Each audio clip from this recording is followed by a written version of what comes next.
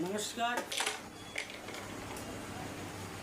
আমি আজকে আমার জায়গার কথা বলবো, আমার ওস্তাদের নাম বলবো। আমার ঢোল বলবে, আমি বলবো না আমার ঢোল বলবে মাগুর মাছের ঝালি রে ভাই, মাগুর মাছের ঝালি, থানা জেলা নীলফামারী, বড়ুয়াহাটে বাড়ি।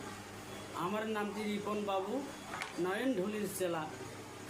আমার ঢোলটা বলবে।